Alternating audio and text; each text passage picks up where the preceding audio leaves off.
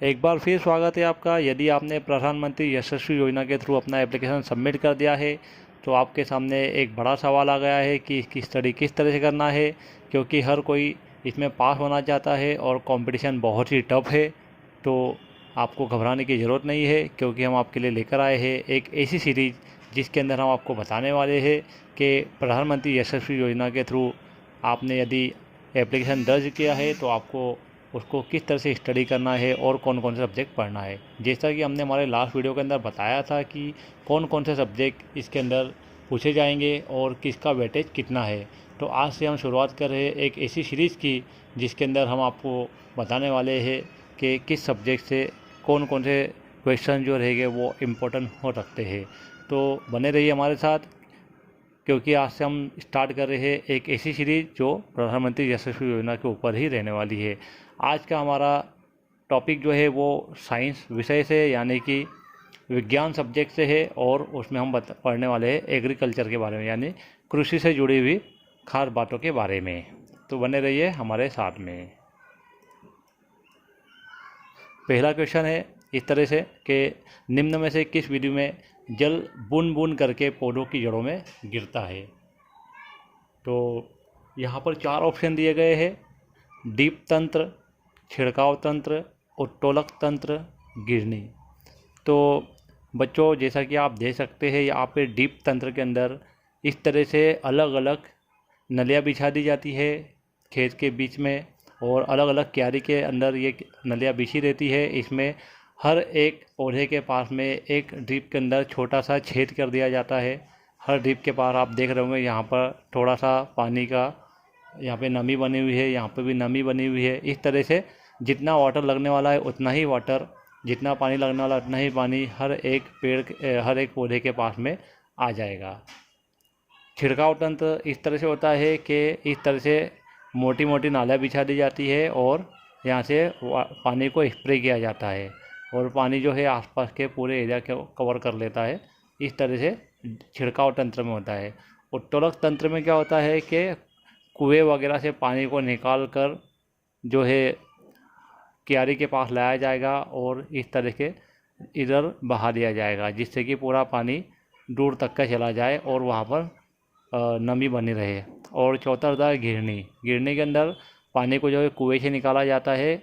इस तरह से इधर यहाँ पर आप वजन डालोगे तो इस तरह से यहाँ से बाल्टी भर के पानी ऊपर आ जाएगा और उस पानी को आप यूज़ कर लोगे। इस तरह से यहाँ पर आपके पास में 4 ऑप्शन दिए गए हैं, आपको इसमें से किसी एक का सही चुनाव करना है।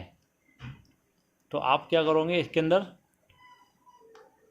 जैसे कि मैंने बताया आपको कि डीप तंत्र के अंदर छोटी छोटी नलियों के थ्रू जो है पानी खेत के अलग अलग क्यारियों में जाता है, और जिस पेड़ को ज़रूरत है, जितने जहाँ जहाँ पर पेड़ है वहीं पर पानी जो है वहाँ गिरेगा, क्योंकि वहीं पर हमने नली में छेद किए हैं। ये यहाँ पर आप देख सकते हैं कि ये अलग अलग पौधे हैं, तो इन्हीं के पास यहाँ पर पानी जमा होगा। जहाँ पर ज़रूरत नहीं है वहाँ पानी नहीं जाएगा। तो इसका उत्तर आता है डीप तंत्र। इसका उत्तर आता है डीप तंत्र। तो आपको इन बातों का ख्याल रखना है। यहाँ पर ये डीप तंत्र जो है इसका उत्तर आने वाला है।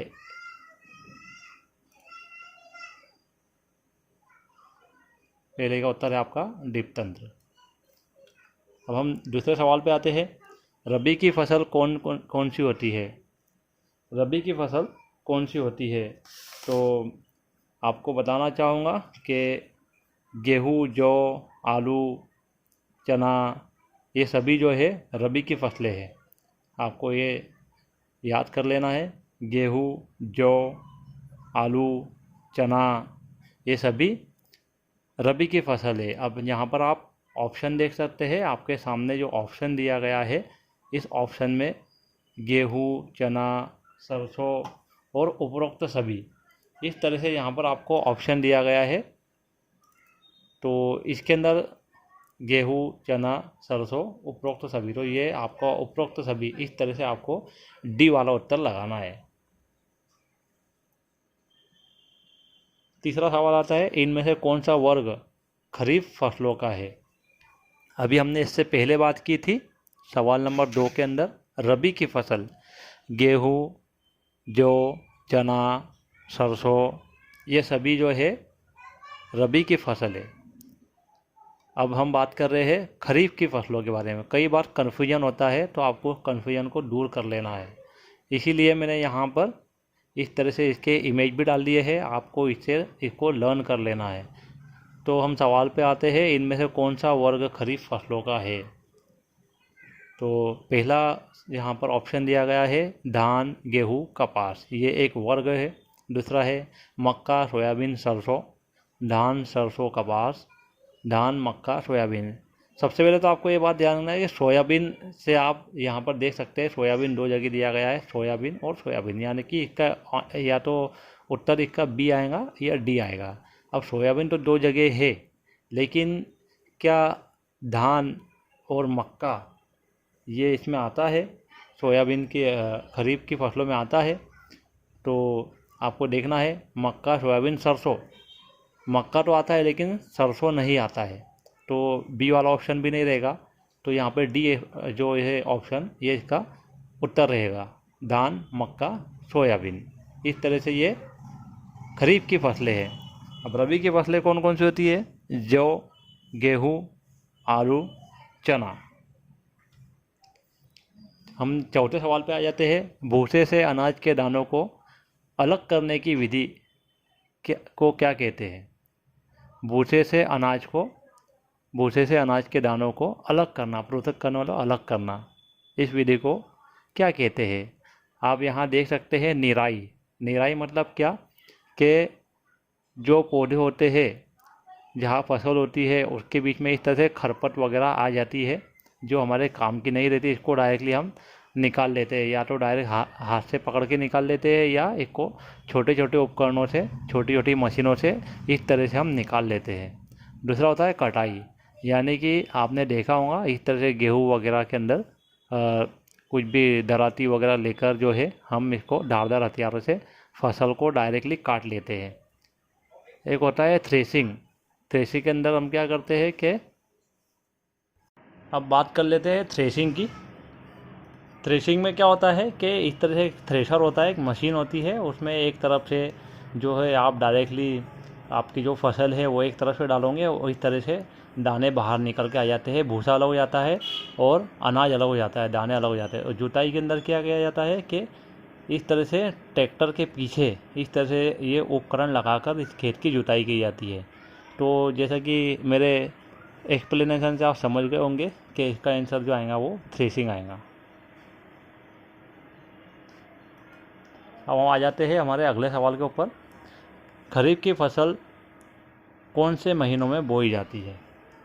ये बात आपको बहुत ध्यान रखना है कि खरीफ की फसल कौन से महीने के अंदर बोई जाती है। तो खरीफ की जो फसल होती है वो अक्सर होती है बारिश के शुरुआती दिनों में।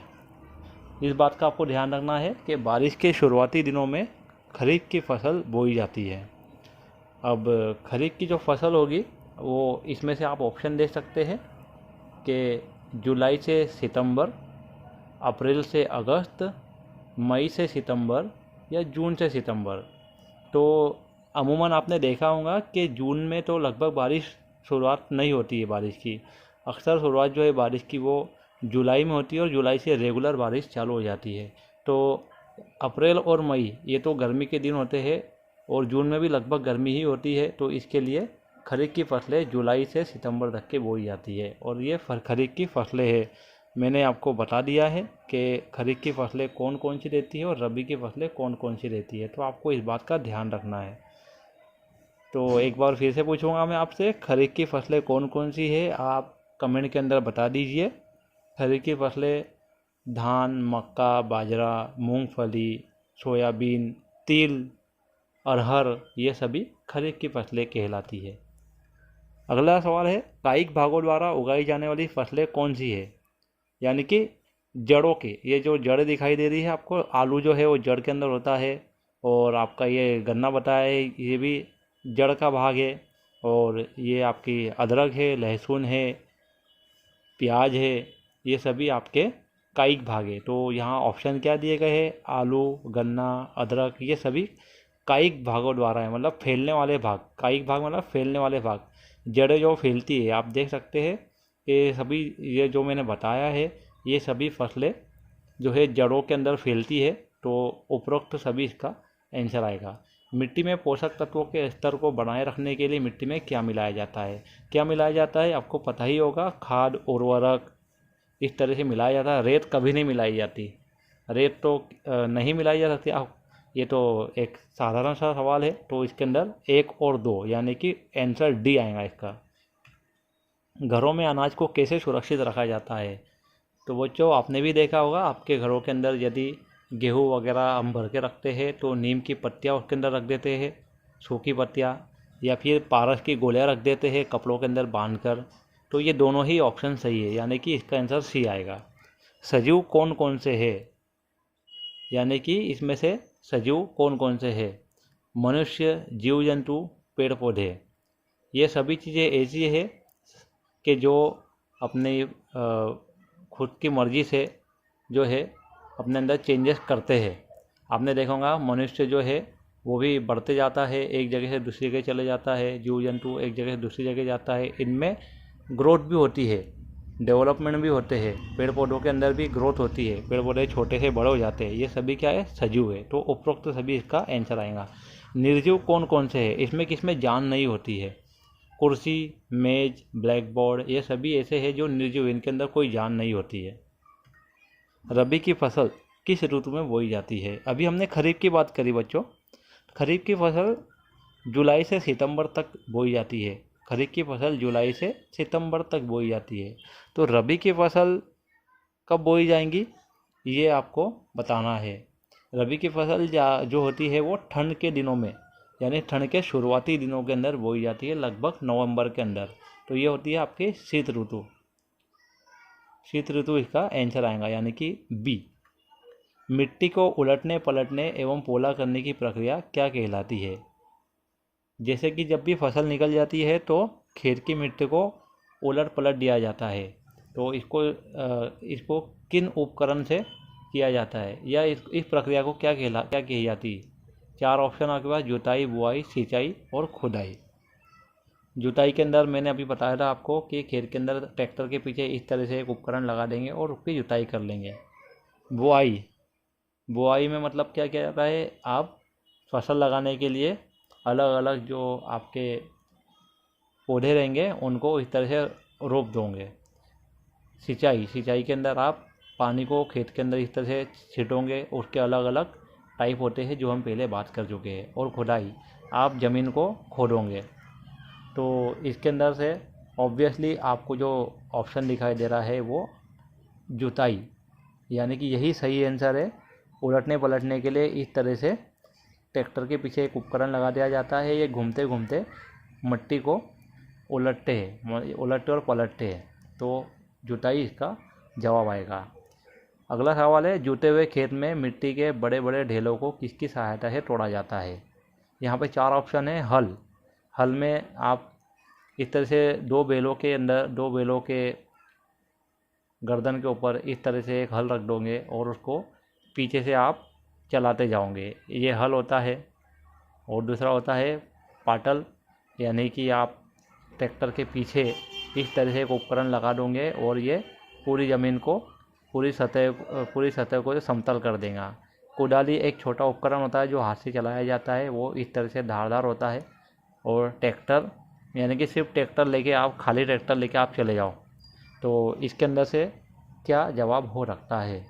तो जुते हुए खेत जोतने से पहले आप इस तरह से हल चलाओगे और हल चलाने के बाद आपको बड़े बड़े ढेले मिलते हैं, तो फिर वापस से आप हल नहीं चलाने वाले, वापस आपको पाटल चलाना पड़ेगा। ये पाटल मिट्टी को समतल कर देगा, यानी कि जो भी ज़मीन है सतह को समतल कर देगा, यानी कि बड़े बड़े ढेलों को तोड़ देगा। तो इसका जवाब पाटल आएगा।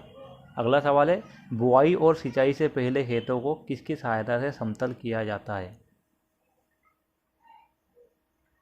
बुआई और सिंचाई से पहले खेतों को किसकी सहायता से समतल किया जाता है? तो अभी हमने बात की समतल, जहाँ पे भी आएगा आपको पाटल उसका उत्तर लगाना है। ट्रैक्टर, हल और पाटल के बारे में बता चुका हूँ। सीड ड्रिल ट्रैक्टर के पीछे लगा दी जाती है, इस तरह से उपकरण होता है। यहाँ पर बीज डाल दिए जाते हैं ऊपर, और जैसे जैसे ट्रैक्टर आगे बढ़ता जाता है यहाँ पर बीज नीचे गिरते जाते हैं और इस तरह से बीजों की यहाँ पर बुआई हो जाती है। आखिरी सवाल है, खेतों में हल का उपयोग किस लिए किया जाता है? खेतों में हल का उपयोग किस लिए किया जाता है?